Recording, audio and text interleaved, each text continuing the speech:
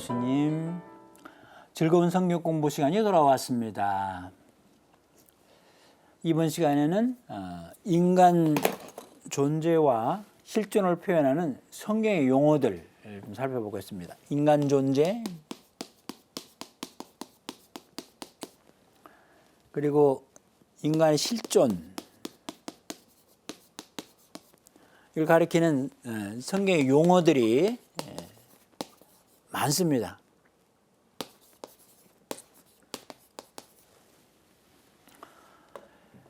성경에는 인간의 존재 자체와 하느님, 자연, 동료 인간들과 관계를 맺고 살아가는 인간의 실존을 가리키는 용어들이 무척 많습니다.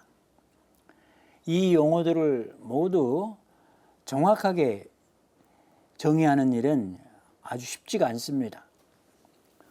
히브리어나 그리스어로 된 성경의 용어들을 특정한 우리말로 고정시켜 옮기는 것은 사실상 불가능합니다.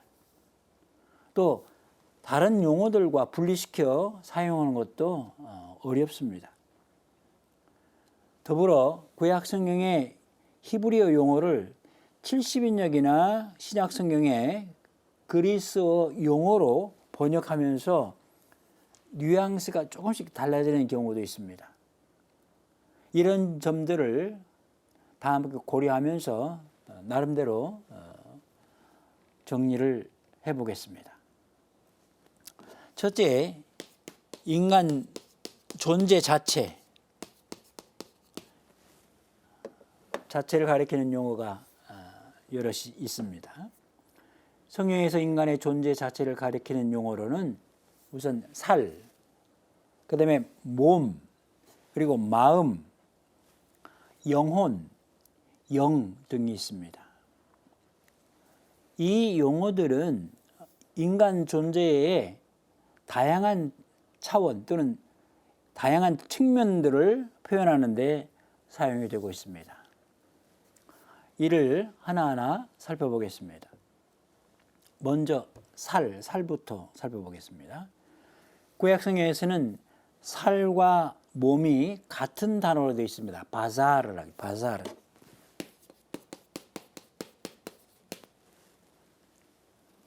신약 성경에서는 이 바사르가 이게 둘로 나눠집니다. 하나는 사럭스, 또 하나는 소마, 이렇게 나눠집니다. 사럭스는 살, 그리고 소마는 몸입니다. 히브리에서는 살, 몸이 같이 되어 있고요.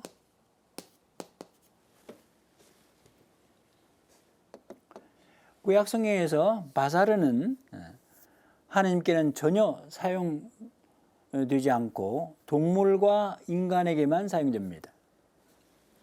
인간의 살은 몰락할 인간의 육체적 허약성, 동물과 연결되는 부분이죠. 육체적 허약성과 하나님을 거슬러 범죄해야 할 윤리적 허약성을 다 같이 드러냅니다. 구약 성경에서 바사르는 여러 의미로 쓰입니다. 제물로 바치는 동물의 살코기도 바사르, 뼈와 구별되는 인간의 살과 뼈로 어디 있는데 살, 또는 남성의 성기도 바사르입니다. 일가 친척, 또 인간의 몸, 나아가 생명체로서의 동물과 인간 전체를 가리키기도 합니다. 그러나 성경에서 살 자체를 악이라고 규정한 적은 없습니다. 성경의 계시에 따르면 살은 하나님께서 창조하셨고 성자께서 취하셨으며, 그래서 육화라고 그러죠. 성령께서 변화시켜 주실 대상입니다. 몸에 해당하는 그리스어 소마, 몸에 해당하는 소마는 시간과 공간의 제약을 받으면서 물질 세계와 관계를 맺는 인간의 외적 속성을 가리킵니다. 그러나 몸은 단순히 살과 뼈의 합성체를 말하는 게 아니라 인간 전체를 지칭하는 개념입니다. 구약의 바사르가 그 자체로 악이 아니듯이 몸도 악이 아닙니다. 몸과 살 둘 다 구원의 대상으로 그리스도의 생명을 간직할 수 있습니다. 우리는 언제나 예수님의 죽음을 몸에 짊어지고 다닙니다. 우리 몸에서 예수님의 생명도 드러나게 하려는 것입니다. 우리는 살아있으면서도 늘 예수님 때문에 죽음에 넘겨집니다. 우리의 죽을 육신, 여기 직역을 하면 살이죠. 살인데 죽을 육신에서 예수님의 생명도 드러나게 하려는 것입니다. 고린도 2서 4장 10절부터 11절의 말씀입니다. 바오로는 몸의 존엄성을 강조하면서 신약성경의 다른 저자들과는 달리 시체에 대해서는 몸이라는 낱말을 사용하지 않았습니다. 바오로에게 죄스러운 생활은 몸이 아니라 육체, 살에 속합니다. 그러나 몸은 육체를 노예로 삼은 율법과 죄와 죽음의 힘에 굴복될 수 있습니다. 넘어와서 7장 5절 참조할 수 있습니다. 그 다음에 이제 마음 좀 지워야 되겠네.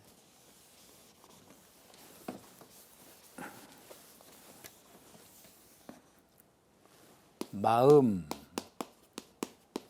이제 히브리어로는 렙 또는 레밥 그래요. 이건 이제 심장을 할겁니다. 심장. 그리스어로는 카르디아. 그리스어는 카르디아. 마음. 둘 다 본디 순환기관의 중심인 심장을 가리킵니다. 렙이나 레밥은 주로 인간에게만 적용됩니다. 동물에 대해서는 거의 사용하지 않습니다. 하나님에 대해서도 물론 하나님에 대해서는 26회에 사용할 수 있습니다. 사용합니다. 현대인들처럼 마음을 심장과 연결시키면 마음은 주로 인간의 감정이나 정서가 생겨나는 기관으로 생각하게 됩니다. 그런데 성경에서 마음은 감정뿐 아니라 기억, 이념, 이성, 소원과 의지와 결정, 계획 등 이성적이요 직관적인 모든 정신작용을 가리킵니다. 곧 심장보다 두뇌와 관련되는 경우가 더 많습니다. 마음은 다양한 정신작용을 나타낼 뿐만 아니라 인간이 자기 자신과 독백을 하거나 자신에 대해 책임을 지거나 하나님께 내면을 열거나 닫을 때 한 개인의 자체를 대변하는 것으로 인식이 됩니다. 성경의 저자들은 하나님과의 관계에서 마음을 만남의 장소로 여깁니다. 마음은 인간의 의식과 지성과 자유를 갖춘 인격의 원천이며 양심의 소리를 내는 것이요 율법이 새겨지는 것입니다. 그들의 양심이 증언하고 그들의 엇갈리는 생각들이 서로 고발하기도 하고 변호하기도 하면서 그들은 율법에서 요구하는 행위가 자기들의 마음에 쓰여 있음을 보여줍니다. 로마서 2장 15절 말씀입니다. 하나님은 새로운 새 시대가 오면 새 영과 더불어 새 마음을 주실 것이라고 약속하셨습니다. 너희에게 새 마음을 주고 너희 안에 새 영을 넣어주겠다. 너희 몸에서 돌로 된 마음을 치우고 살로 된 마음을 넣어주겠다. 에제키엘서 36장 26절. 새 시대는 예수님의 공생활로 열립니다. 마음의 쇄신은 마음으로 예수 그리스도께서 이루신 구원의 업적을 믿음으로써 확실하게 이룰 수가 있습니다. 그대가 예수님은 주님이시라고 입으로 고백하고 하나님께서 예수님을 죽은 이들 가운데서 일으키셨다고 마음으로 믿으면 구원을 받을 것입니다. 곧 마음으로 믿어 의로움을 얻고 입으로 고백하여 구원을 얻습니다. 넘어와서 10장 9절과 10절. 그 다음에 이제 영혼은 영혼은 히브리어로 네페시라고 그래요. 네페시.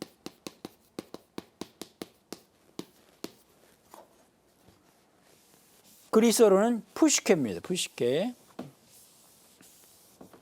푸시케.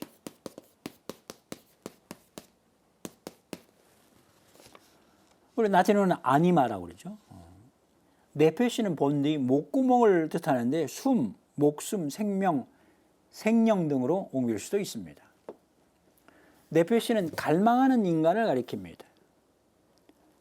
푸시케는 감정이나 정서의 자리, 마음과 의식 등 인간의 내면 속성을 가리킵니다. 본디 구약성경에서 네페시는 하나님의 입김, 뉴샤마로 살아있는 영혼이 되었다 되어 있습니다. 이 영혼은 죽지 않고 하나님께 돌아가는 영과는 달리 뼈나 살처럼 죽을 수가 있습니다.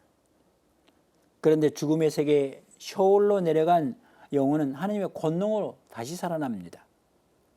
인간을 영혼과 육신으로 육신의 결합체로 보고 지상에 사는 동안에는 결합되어 있다가 죽을 때는 둘이 갈라진다고 주장하는 스콜라 철학의 해석과는 달리 성경에서 말하는 영혼과 몸은 어떤 경우에서도 분리될 수가 없습니다. 영혼은 몸의 영혼이고 몸은 영혼의 몸입니다. 따라서 몸이 죽으면 영혼도 죽고 영혼이 죽으면 몸도 죽습니다. 그 다음에 영, 푸네우마, 또 루아, 히브리에서는 루아, 그리스어에서는 푸네우마. 라틴어로는 스피리투스라고 그러죠. 스피리투스. 이 세 단어 모두 바람, 숨, 입김, 생명력, 얼 등으로도 옮길 수가 있습니다. 영은 인간과 동물 또는 우상들보다 하나님께 더 자주 쓰입니다. 하나님이야말로 참 영이십니다. 루아는 말씀과 더불어 주님의 입에서 나오므로 둘을 동의어로 여길 수도 있습니다. 루아와 말씀은 창조에 관여합니다. 주님의 말씀으로 하늘이 그분의 입김으로 모든 군대가 만들어졌네. 시편 33편 6절의 말씀이죠. 주님의 영은 창조적 생명력입니다. 특히 하나님에게서 인간에게 곧바로 주어진 인간의 영은 다시 하나님께 돌아갑니다. 그러나 인간은 영을 지닐 뿐 영 자체는 아닙니다. 따라서 인간을 영이라고 부를 수는 없습니다. 인간의 영과 하나님의 영은 분리될 수 없습니다. 인간의 영을 하나님께 돌려드린다는 것은 자신의 존재 전체를 하나님께 돌려드린다는 뜻입니다. 예수님께서 큰 소리로 외치셨다. 아버지, 제 영을 아버지 손에 맡깁니다. 이 말씀하시고 숨을 거두셨다. 루카복음 23장 46절의 말씀이죠. 바울의 서간을 보면 영을 언급하면서 하나님의 영인지 인간의 영인지 구분하기 어려운 경우가 있습니다. 예를 들어 열성이 줄지 않게 하고 마음이 성령으로 타오르게 하며 주님을 섬기십시오.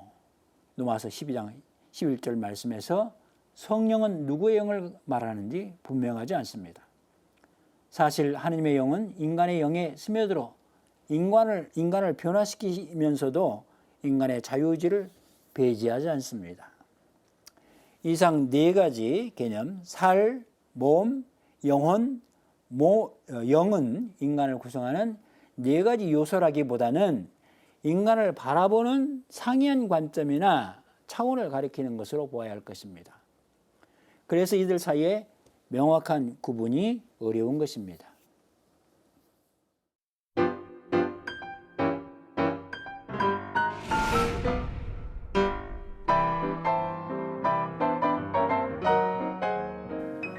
이번에는 인간의 생명을 가리키는 성경의 용어를 살펴보겠습니다. 인간의 생명.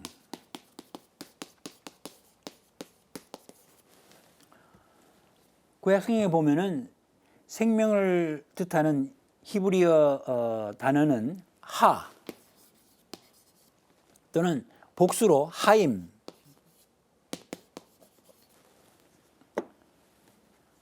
이 단어를 구성하는 기본 글자 이게 헷 이것은요 여기 히브리어로 울타리처럼 되어 있어요. 울타리를 뜻합니다. 이 울타리는 하느님께서 혼돈과 죽음의 세력이 들어오지 못하도록 인간에게 쳐두신 보호막을 가리킵니다. 이 히브리어 단어는 70인역에서 거의 언제나 이 하임 보통 복수로 나오는데요. 하임은 70인역 그리스어로는 조에로 바뀝니다. 조에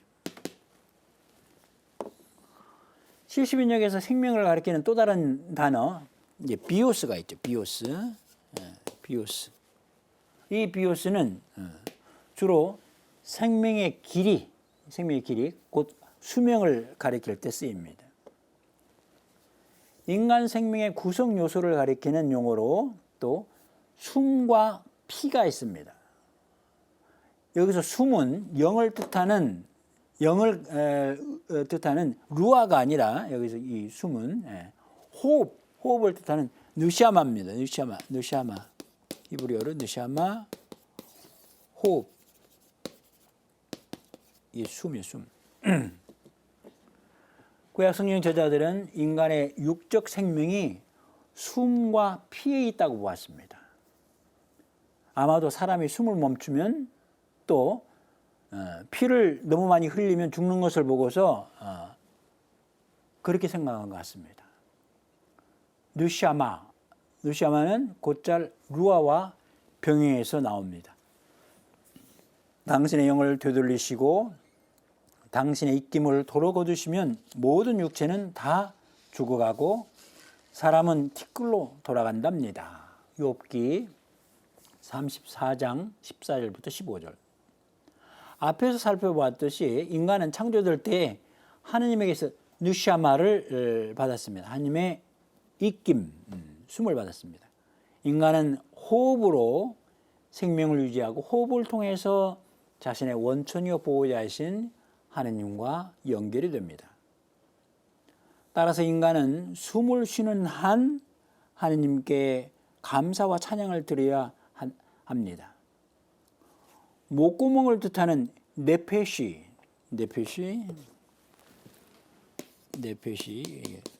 죄송합니다. 이거 히브리 용어들을 많이 써야 되는데 어쩔 수가 없어요. 여기에 정확하게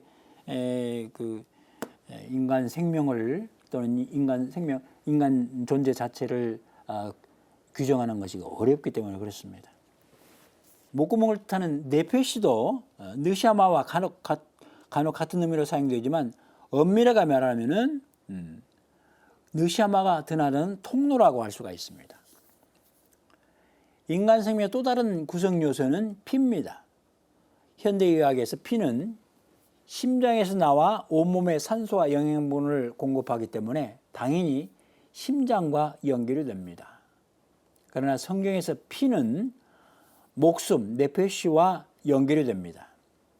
피는 생물학적인 생명 자체가 머무는 곳으로 흔히 생명과 동일시됩니다.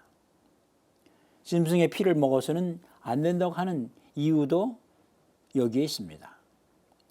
생명은 하나님께 속한 것이므로 희생제물로 바쳐질 짐승의 피는 반드시 주님을 상징하는 제단 위에 뿌려져야 합니다. 사람의 피를 흘리게 하는 것, 곧 살인은 피의 주인이신 하느님께 직접 반항하는 것으로 중대한 범죄입니다. 한편 피는 살과 구별됩니다. 인간에게 속한 살은 흙에서 왔다가 흙으로 돌아가게 되어 있지만 하느님에게 속한 생명인 피는 하느님께 되돌려 드려야 합니다. 신약 성경에서 인간의 생명을 가리키는 용어들은 어느 것인가? 신약 성경은 그리스어 말로 쓰여 있으니까 그리스어로 보겠습니다. 그리스어에서 인간의 생명을 가리키는 용어는 크게 셋입니다. 비오스가 있고 그 다음에 푸시케 그리고 조에입니다.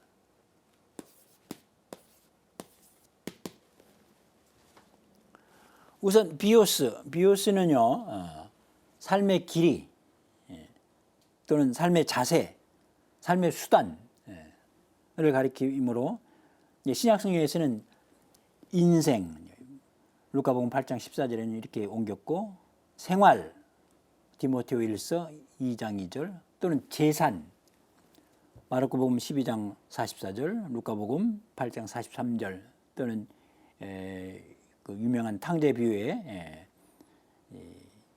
삶을 먹어치운 재산을 다 탕진한 그런 뜻으로 이 비오스가 쓰였습니다. 푸시케는 앞에서 숨 또는 영혼을 뜻하는 히브리어 성경의 네페시에 해당한다고 했습니다. 마찬가지로 신약 성경에서도 푸시케는 영혼 그리고 목숨으로 옮길 수가 있습니다. 그런데 본디 그리스에서 비오스는 사람의 생명을 가리키고 조에는 동물의 생명을 가리킵니다. 그래서 바이오그래피 그래서 그 전기 또는 동물 경우에 주올로지 동물학. 근데 70인역에서는 이 조에가 구약 성경에서 가장 보편적으로 생명을 가리키는 아까 살펴본 하 또는 하임 이것이 거의 대부분 조에로 번역이 됩니다.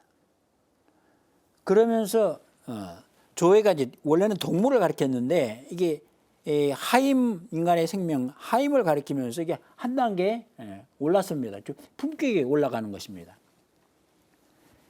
신약 성경에서도 조에는 더 이상 동물의 생명을 가리키지 않고 인간의 생명은 물론 하나님의 생명 또는 예수님의 생명을 가리키는 용어로 자리 잡게 됩니다. 이 조의 정반대 개념이 바로 죽음입니다. 생명을 가리키는 이 세 가지 그리스의 70인역과 신약성경 용법 그리고 이에 따른 우리말 번역을 정리해 보면 이렇습니다. 첫째, 비오스는 삶의 길이, 그러니까 수명, 자세, 삶, 수단, 삶을 살아가는 데 생명을 유지하는 데 필요한 수단이 재산이죠. 가리키는 데 쓰이고 우리말로는 인생, 생활, 재산 등으로 옮길 수가 있습니다. 그리고 푸시케는 히브리 성경의 네페시처럼 영혼과 목구멍을 가리키므로 영혼과 목숨, 영혼 또는 목숨으로 옮길 수가 있습니다. 목숨은 목에 붙어있는 숨이죠. 목숨으로 옮길 수가 있습니다. 마지막으로 조에는 인간의 생명, 인간과 동물이 생명을 그분들에게서 부여받은 하느님의 생명 또는 그리스도의 생명을 가리키는 데 사용이 됩니다. 그래서 그냥 생명으로 우리말 생명으로 옮겼습니다. 신약 성경에서 인간 생명을 구성하는 세 가지 요소는 몸, 혼, 영입니다. 몸은 소마, 혼은 푸시케, 영은 푸네우마. 이들은 바오로 사도가 데살로니가 신자들에게 보낸 편지에서 확인할 수 있습니다. 평화의 하나님께서 친히 여러분을 완전히 거룩하게 해주시기를 빕니다. 또 우리 주 예수 그리스도께서 재림하실 때까지 여러분의 영과 혼과 몸을 온전하고 흠없이 지켜주시기를 빕니다. 데살로니가 1서 5장 23절. 앞에서 우리는 이 세 가지 요소를 인간이 피조물과 동료 인간과 하나님과 맺는 관계와 연결시켜 살펴보았습니다. 그런데 이 세 가지 요소를 인간의 구성인자로 오해해서는 안 됩니다. 다시 말해 인간을 몸과 혼과 영의 결합체로 여기서는 안 된다는 것입니다. 인간을 해부학적으로 몸과 혼과 영으로 갈라놓을 수가 없습니다. 몸, 혼, 영은 인간 생명의 세 가지 다른 차원 또는 세 가지 다른 측면을 가리킨다고 볼 수 있습니다. 인간에게서 어느 부분이 몸이고 어느 부분이 혼이며 어느 부분이 영인지 구분해서 말할 수가 없습니다. 성경의 인간론은 이원론의 바탕을 둔 그리스 인간론과 전적으로 다릅니다. 그리스인들에게 인간은 이원론적입니다. 그리스 인간론의 인간은 영혼과 육신으로 되어 있는데 영혼은 불가시적이고 영원하며 거룩한 반면 육신은 신체적이고 볼 수 있고 물질적이며 악합니다. 신들에 의해서 구원받고 하늘로 올라가는 것은 영혼뿐이고 육신은 썩어 없어질 운명에 처해 있습니다. 육신은 하늘로 올라가지 않으므로 몸이 무슨 짓을 하든 상관을 하지 않습니다. 지식과 올바른 생각, 도덕과 윤리는 영혼을 위한 것입니다. 육적인 것을 주로 다루는 율법과 계명들은 영혼과 무관하다는 것입니다. 영지주의 세계는 율법을 필요로 하지 않습니다. 율법은 오로지 약한 자들에게만 알맞기 때문입니다. 스콜라 철학에서 인간을 영혼과 육신으로 나누어 고찰하고 이 철학적 인간론이 서구 사상을 오랫동안 지배해왔습니다. 이것은 바로 그리스 이원론의 영향을 받은 것입니다. 히브리인들에게 그리스 이원론은 낯섭니다. 인간은 하나의 통합체입니다. 인간은 그 자체로 살이고 몸이고 마음이고 영혼이고 영입니다. 이들은 서로에게서 분리될 수가 없습니다. 이 모든 것은 하나님이 거룩하신 것처럼 거룩합니다. 이 모든 것은 의롭고 좋으며 속량되어야 하고 성화되어야 합니다. 히브리 사고에서 중요한 것은 인간이 무엇을 하느냐이지 인간이 무엇을 생각하느냐 또는 무엇을 믿느냐가 아닙니다.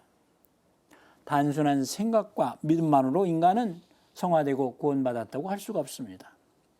믿음은 실천을 전제합니다. 나의 형제 여러분, 누가 믿음이 있다고 말하면서 실천이 없으면 무슨 소용이 있겠습니까? 그러한 믿음이 그 사람을 구원할 수 있겠습니까?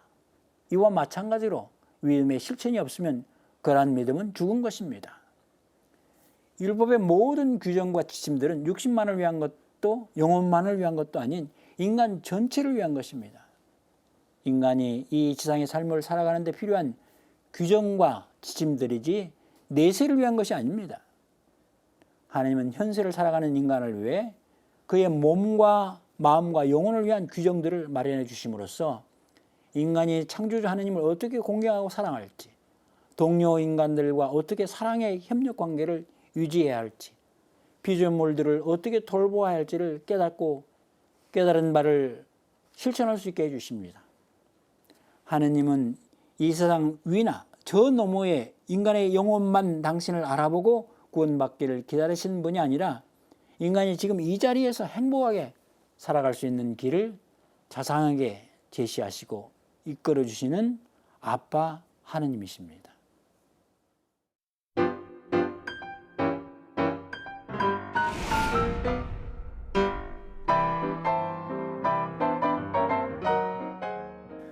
이번 시간에는 이제 몸 안의 장기 그리고 인간의 정서와 연결시켜서 한번 살펴보겠습니다. 몸 안의 장기.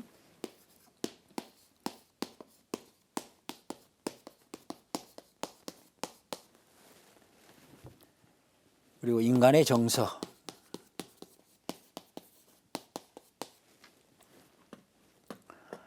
구약 성경의 저자들은 인간의 감정이나 정서를 표현하기 위하여 간, 심장, 쓸개 또는 쓸개즙, 콩팥 등 몸 안의 장기들을 이용합니다. 심장에 대해서는 앞에서 언급했으니 생략하고 다른 기관들을 좀 살펴보겠습니다. 몸의 내부 기관을 담고 있는 공간을 히브리어는 케레브라고 하고 심장을 포함한 기관을 메임이라고 합니다. 그러나 고대 히브리어에는 허파와 위와 창자에 대한 특정한 단어가 없습니다. 다만 간, 쓸개, 콩팥에 대한 용어는 있습니다. 우선 간이니까. 간은 히브리어로 카베드라고 그러는데요. 카베드는 본래 카봇, 무게라는 뜻인데 카봇. 여기서 나왔습니다. 카봇은 무게인데요. 왜냐하면 인간의 장기 가운데 가장 큰 살덩어리가 간입니다. 그래서 이 무게와 연결이 된 것 같습니다. 우리말 표현에 보면은 애간장이 녹는다는 말이 있잖아요. 극도의 고통과 슬픔을 나타낼 때 쓰입니다. 성경에도 같은 표현이 나옵니다. 나의 딸 백성이 파멸하고 도시의 광장에서 아이들과 젖먹이들이 죽어가는 것을 보고 있자니 내 눈은 눈물로 멀어져 가고 내 속은 들끓으며 내 애간장, 여기서 이제 카베드, 애간장은 땅바닥에 쏟아지는구나. 에가서 2장 11절. 쓸개에 해당하는 히브리 낱말은 무레라인데, 쓸개 무레라 쓸개.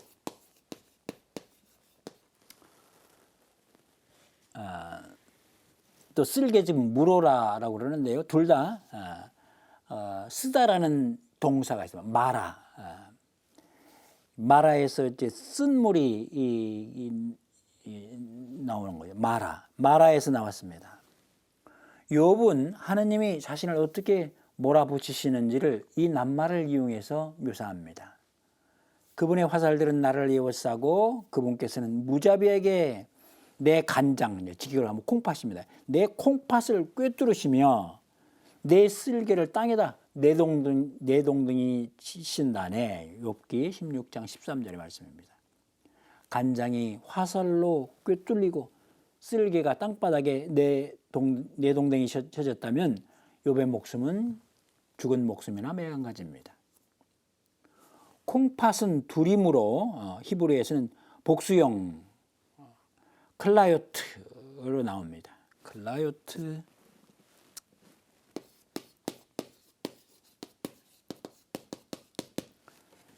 깊은 시름에 잠겨 있는 시편의 저자는 자신의 고뇌를 콩팥이 찔린 것으로 묘사합니다.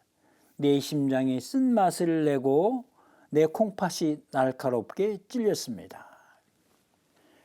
그러니까 우리 몸, 장기, 이것이 전부 다 우리 감정을 또는 정서를 표현하는 그런 수단으로 이용이 되는 것이죠.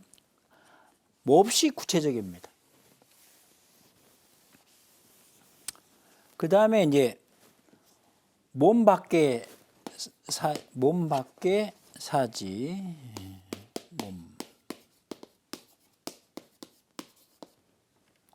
사지, 팔다리죠. 사지와 인간의 능력, 이 사지는 인간의 능력과 연결이 됩니다. 인간의 내부 장기뿐 아니라 몸 밖의 사지, 다리, 발, 손도 본래의 기능을 넘어서서 인간의 능력과 자세를 가리키는 낱말로 사용이 됩니다. 다리와 발은 다 같이 히브리어로 레겔이라고 그러는데, 발도 레겔, 다리도 레겔. 제2 이사야서는 기쁜 소식을 전하는 전령의 발이 아름답다고 하는데, 단순히 발의 생김새가 예쁘다는 뜻이 아니라 자신의 직분에 충실한 자세가 아름답다는 뜻입니다. 얼마나 아름다운가. 산 위에 서서 기쁜 소식을 전하는 이의 저 발, 평화를 선포하고 기쁜 소식을 전하며 구원을 선포하는구나. 이사야서 52장 7절. 야곱이 라반의 집에 몸붙여 살면서 라반의 재산을 크게 불려주었는데, 야곱은 나의 발에 따라서 주님께서 그렇게 해주셨다고 말합니다. 제가 오기 전에는 장인 어른의 재산이 보잘것없었지만 지금은 크게 불어났습니다. 제 발길이 닿는 곳마다, 이렇게 의역을 했어요. 직역을 하면 제 발에 따라서 주님께서는 장인 어른에게 복을 내리셨습니다. 창세기 30장 30절. 여기서 발은 능력, 업적을 뜻합니다.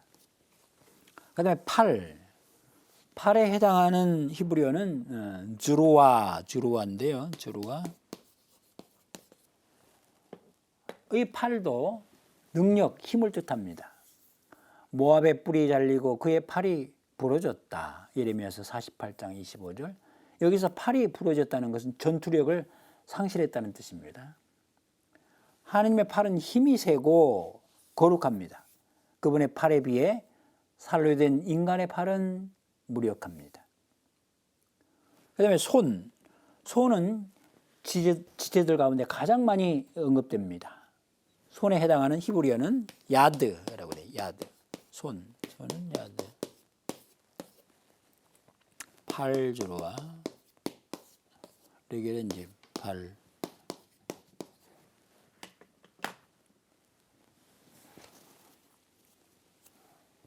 지체를 힘을 상징하는 표현으로 본 것은 손에서부터 사실 비롯되었습니다.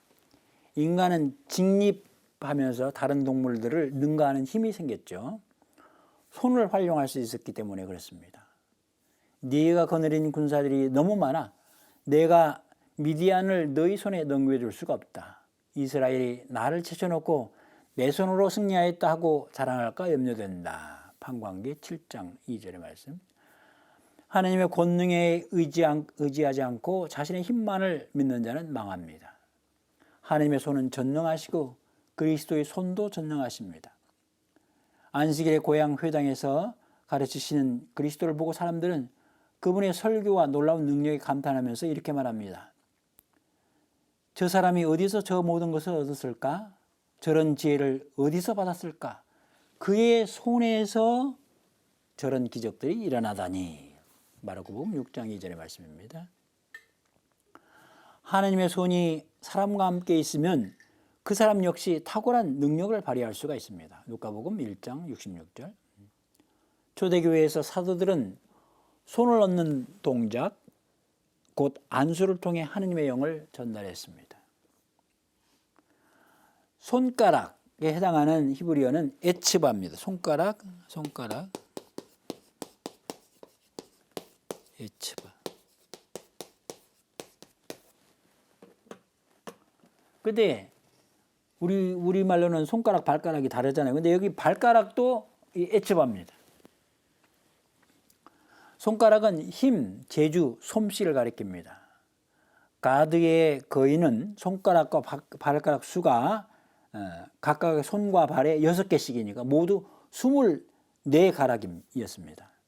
힘센 용사를 뜻합니다. 우상을 손뿐 아니라 손가락으로 만들었다고 한 것은 그것을 만드는데 사람들이 한껏 재주와 솜씨를 부렸다는 뜻입니다. 그들의 땅은 우상으로 가득합니다. 그들은 자기들 손으로 만든 작품에 자기들 손가락으로 만든 것에 경배합니다. 이사야서 2장 8절, 17장 8절. 하나님께 손가락이 적용될 때는 그분의 빼어난 솜씨를 칭송하기 위한 것입니다. 우러러 당신의 하늘을 바라봅니다. 당신 손가락의 작품들을 당신께서 굳건히 세우신 달과 별들을 시편 8장 8편 4절 말씀이죠. 주님께서 모세에게 주신 십계명을 손가락으로 쓰셨다는 말은 그분이 실제 손가락을 갖고 쓰셨다는 것이 아니라 십계명을 직접 공들여서 만들어서 내려주셨다는 뜻입니다. 그 판은 하나님께서 손수 직역을 하면 손가락으로 만드신 것이며 그 글씨는 하나님께서 손수 직역을 하면 손가락으로 그 판에 새긴 것이었다. 탈출기 32장 16절. 머리는 히브리어로 로시라고 해요. 머리, 로시.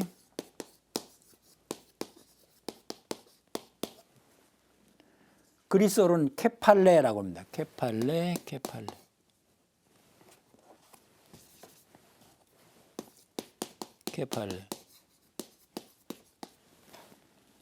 머리는 인간의 지체 가운데 가장 중요한 부분으로 으뜸, 신분의 변화, 마음의 자세를 표현합니다. 머리는 곧잘 지도자들에게도 적용됩니다. 머리를 숙이는 것은 굴욕이나 겸손을, 머리를 쳐드는 것은 신분의 상승이나 교만을 뜻합니다. 신약성경 저자들은 시편 118편 22절의 말씀을 그리스도께 적용하여 십자가에 못 박혀 돌아가셨다가 부활하시어 온 세상의 주님이 되신 그분을 모퉁이의 머릿돌로 제시합니다. 너희는 성경에서 이 말씀을 읽어본 적이 없느냐? 집 짓는 이들이 내버린 돌, 그 돌이 모퉁이의 머릿돌이 되었네.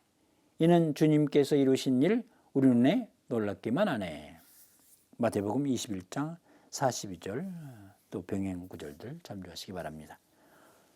또한 그리스도는 교회의 머리이십니다. 골로새서 1장 18절, 2장 19절, 에베소서 1장 22절, 23절.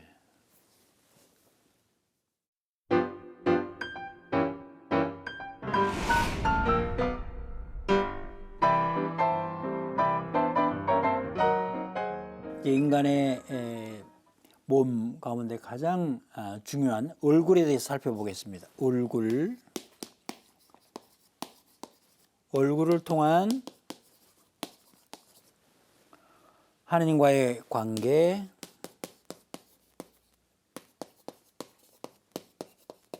또는 동료 인간들과의 관계도 들어갑니다. 얼굴은 몸의 다른 기관이나 신체보다 중요합니다. 우리말 얼굴 있죠. 영이나 혼을 뜻하는 그리고 통로, 굴 있죠. 통로라는 뜻의 굴이 합해진 것입니다. 얼굴은 영혼을 전달하는 통로입니다. 얼굴은 마음과 정신과 영혼의 상태를 그대로 보여주고, 사람은 얼굴로 다른 사람들과 통교합니다. 히브리어로 얼굴은 언제나 복수형으로 나옵니다. 파님.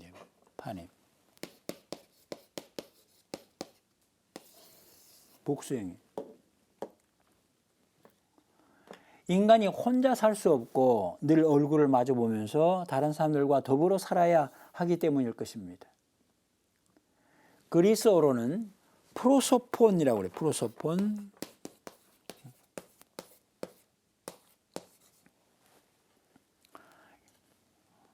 위격 또는 인격을 뜻하는 라틴어 페르소나, 또는 영어의 person, 이게 전부 다 프로소폰에서 나왔습니다.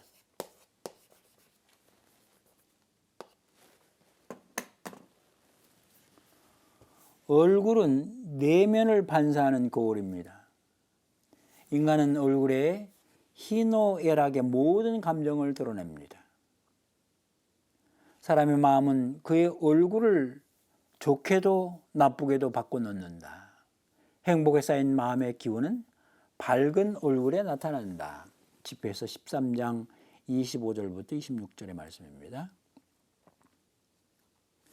집회서의 말씀은 을을 전달하는 통로라는 우리말 얼굴의 어원학적 의미와 일치합니다. 하나님은 몸이 없는 분이시므로 인간은 그분의 얼굴을 볼 수가 없습니다. 그러나 구약 성경에서는 하나님도 얼굴을 갖고 계신다고 말합니다. 그분이 우리 사람들처럼 살로 된 얼굴을 가졌다는 뜻이 아니라 그분이 사람들과 친교하기를 간절히 바라신다는 것을 표현하기 위해서 하나님께서 얼굴을 가지셨다고 하는 것 같습니다. 하나님의 얼굴은 비록 눈으로 볼 수 없다 하더라도 이스라엘 한가운데 현존하십니다. 하나님은 모세와 친구처럼 얼굴을 마주 보시고 말씀을 나누셨습니다. 주님께서는 마치 사람이 자기 친구에게 말하듯 모세와 얼굴을 마주하여 말씀하시곤 하였다. 탈주기 33절 11절의 말씀이죠. 그러나 모세가 하나님의 영광을 보고자 했을 때 하나님은 당신의 얼굴을 보여주지 않으시고 뒷모습만 보여주셨습니다. 탈출기 33장 18절부터 23절. 그러나 내 얼굴을 보지는 못한다. 나를 본 사람은 아무도 살 수 없다. 여기 내 곁에 자리가 있으니 너는 이 바위에 서 있어라. 내 영광에 지나가는 동안 내가 너를 이 바위 굴에 넣고 내가 다 지나갈 때까지 너를 내 손바닥으로 덮어주겠다. 그런 다음 내 손바닥을 거두면 네가 내 등을 볼 수 있을 것이다. 그러나 내 얼굴은 보이지 않을 것이다. 탈주기 33장 20절부터 23절의 말씀입니다. 이 말씀에 대한 니사의 주교 그레고리오스의 말씀이 아주 인상적입니다. 누군가를 따른다는 것은 그 사람을 뒤에서 보는 것이다. 하나님의 얼굴을 보고자 했던 모세는 어떻게 하나님을 뵙는지를 가르쳐주고 있습니다. 하나님께서 이끄시는 곳이면 어디든지 따라간다는 것, 이것이 곧 사람이 하나님을 뵙는 길이다. 예수님은 순환의 길을 방해하는 베드로에게 당신 뒤로 물러서라고 명령하셨습니다. 사탄아, 내게서 물러가라. 여기 내게서 직역을 하면은 내 뒤로 물러서라. 너는 나에게 걸림돌이다. 너는 하나님의 일은 생각하지 않고 사람 일만 생각하는구나. 베드로가 예수님 앞에 서가지고 예수님의 길을 자기 뜻대로 막 이끄는 거예요. 그게 사탄이라고 예수님께서 말씀하셨어요. 우리는 하나님 뒤를 따라야 되고 예수님 뒤를 따라야 합니다. 그리스도의 얼굴은 분명 사람의 얼굴이지만 하나님의 영광과 본질을 완전하게 나타냅니다. 어둠 속에서 빛이 비추어라고 하고 이르신 하나님께서 우리 마음을 비추시어 예수 그리스도의 얼굴에 나타난 하나님의 영광을 알아보는 빛을 주셨습니다. 고린도후서 4장 6절. 예수님의 거룩한 변모는 그분 안에 계시는 하나님의 영광이 드러난 사건입니다. 마태복음 17장 2절, 마르코복음, 누가복음 병행 9절 참조하시기 바랍니다. 우리 그리스도인의 얼굴에서도 하나님의 영광이 드러날 수 있습니다. 성령과 주님의 영광의 빛에 힘입어 변화된 그리스도인은 현세에서는 구리 거울에 비추어 보듯 희미하게 하나님의 얼굴을 보지만 그때에는 하나님의 얼굴을 맞대고 볼 수 있을 것입니다. 우리가 지금은 거울에 비친 모습처럼 어렴풋이 보지만 그때에는 얼굴과 얼굴을 마주 볼 것입니다. 내가 지금은 부분적으로 알지만 그때에는 하나님께서 나를 온전히 아시듯 나도 온전히 알게 될 것입니다. 고린도후서 13장 12절의 말씀입니다.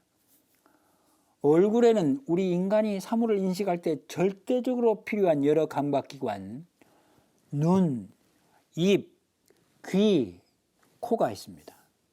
이 감각기관들을 통해서 우리는 외부와 접촉하고 다른 사람들과 의사소통을 합니다. 무엇보다 이 감각기관들을 통해 하나님과 친교를 맺고 사람과 사이좋게 사귀는 것이 중요합니다. 하나님은 인간의 콧구멍에 당신의 입김을 불어넣으시고 인간은 자신에게 생명을 주신 하나님의 말씀을 귀로 듣고 이를 지체에 전달하여 그분의 뜻에 순종하게 합니다. 또한 입을 열어, 또 입술, 혀도 포함해서 입을 열어 하나님께 감사와 찬양의 기도를 올리고 필요한 것을 주시라고 간청합니다. 지상에서는 우리의 눈으로 그분을 직접 배울 수 없지만 그분이 만드신 자연의 아름다움과 위대함을 보고서 그분을 알아보고 그분께 찬미와 영광을 드립니다. 하나님 편에서도 사람들의 기도에 귀를 기울이시고 당신의 대변인들의 입을 통해 그들에게 말씀하시며 그들을 눈여겨보십니다. 그분의 눈밖에 난 자들은 벌을 받습니다. 사람들을 사귈 때도 눈과 입과 귀와 코를 이용하여 관심과 연민과 사랑을 전달할 수 있습니다. 사람은 많이 넘으면 자기 얼굴에 대해 책임을 져야 한다는 말이 있습니다. 타고난 얼굴이 아무리 예쁘고 고상하다 하더라도 진실되게 살지 않으면 어느덧 그 얼굴에 그늘이 지고 가식이 드러납니다. 그래서 하나님은 타고난 용모 자체를 보시지 않고 그 용모에 드러난 마음을 보십니다. 이사야의 아들들 가운데 임금 제목을 고르는 사무엘에게 하나님은 이렇게 말씀하십니다. 나는 사람들처럼 보지 않는다. 사람들은 눈에 들어오는 대로 보지만 주님은 마음을 본다. 사무엘 상권 16장 7절의 말씀입니다. 성경에 보면은 하나님께서는 사람을 차별을 대우하지 않으신다는 말이 나오는데 신명기 10장 17절, 루카복음 20장 21절, 사도행전 10장 34절 등등. 여기서 차별대우하지 않으신다는 이 말을 직역을 하면은 얼굴을 들어올리지 않으신다 또는 얼굴을 바라보지 않으신다가 됩니다. 이는 하느님이 마음과 행실을 살피시고 판단하신다는 뜻입니다. 이상 인간의 몸을 언급하는 성경 말씀들을 살펴보면서 우리는 사람의 모든 신체 기관이 하느님과 인간의 소통에 얼마나 중요한 구실을 하는지 알게 되었습니다. 하느님이 창조하신 피조물 가운데 인간만큼 우수한 존재가 없습니다. 인간에게는 동물들에게서 볼 수 있는 차원들 뿐만 아니라 그들과 구별되는 다른 차원들도 발견이 됩니다. 이 차원들은 서로 긴밀한 관계를 맺고 있어서 해부학적으로 그것들을 쪼갤 수가 없습니다. 인간 전체가 신체적 존재요, 정신적 존재요, 영적 존재입니다. 이 모든 차원을 가진 채 인간은 자연과 동료 인간들과 하느님과 통교합니다. 이번 시간을 마무리하면서 성경의 인간론은 인간 존재에 속하는 모든 요소들을 긍정적으로 바라보면서 존중한다는 것을 깨닫게 됐습니다. 인간은 하느님께서 만드신 피조물 가운데 가장 뛰어나고 하느님을 가장 가까이 닮았습니다. 인간은 하나의 통합적 존재로서 영혼과 육신 또는 살, 몸, 영혼, 영 등으로 나눌 수가 없습니다. 구약 성경에서는 인간의 모든 감각 기능과 내부 장기들도 단순한 유기물질로 기능하는 것으로 그치지 않고 인간의 지성과 감성과 마음과 정신을 표현하는 수단으로 이용이 됩니다. 인간에 속한 모든 것이 보이는 것을 통해서 보이지 않는 은총을 전달하는 성사입니다. 이 세상에서 숨을 쉬는 한 우리는 우리 존재 전체로서 또 존재 자체로서 하나님과 동료 인간과 피조물을 사랑하면서 살아야 합니다. 그것이 생명을 주신 하느님의 뜻입니다. 안녕히 계십시오.